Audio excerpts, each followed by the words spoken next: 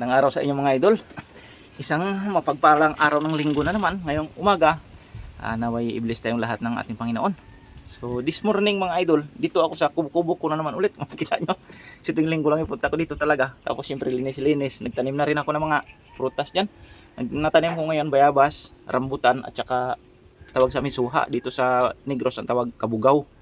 Yan lang muna yung tinanim natin mga boss. Sa sunod siguro pag may budget, gagawa na ako ng concrete nga post para iposte ba sa mga pagitan para mabakod na natin itong ano. Hingian muna natin ito ng budget kay Madam Susie.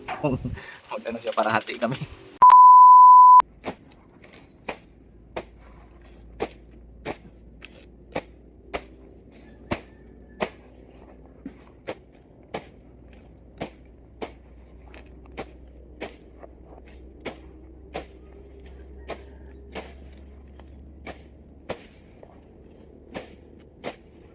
Tubukan at mga kangkong ulit.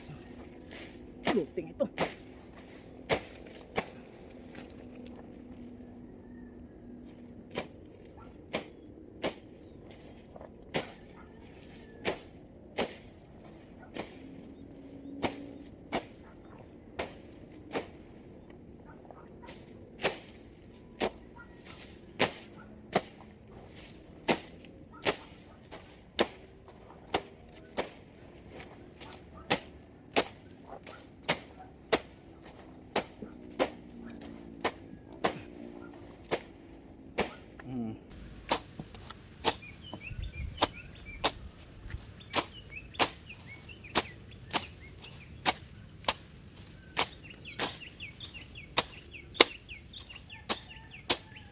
Kaligpas ng bato. Bato mo. Hoy. Tingnan nyo yung nangyari sa gulok ko mga boss. Oh. Na ano na? Ano pa na? Nabari na.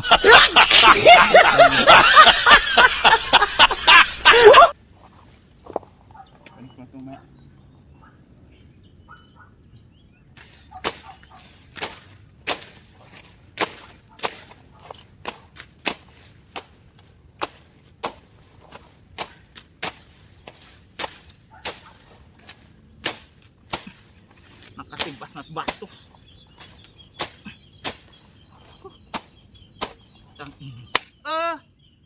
Ayaw di ma. Siya pa rin pala. Nakadalawa siya. Wala. Nadali ako. Dalawang misis ko siya nataga. Bingaw talaga. Dala yung matong gulok ko. Wala na.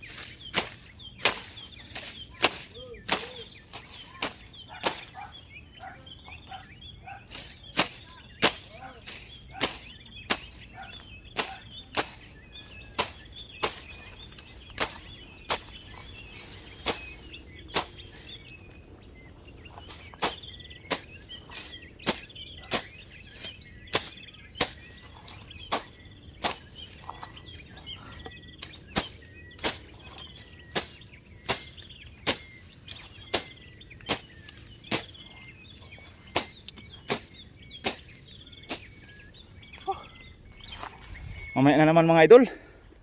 Kasi alas 8 na. So ako nakapag-almusal. Hindi rin ako nagkape.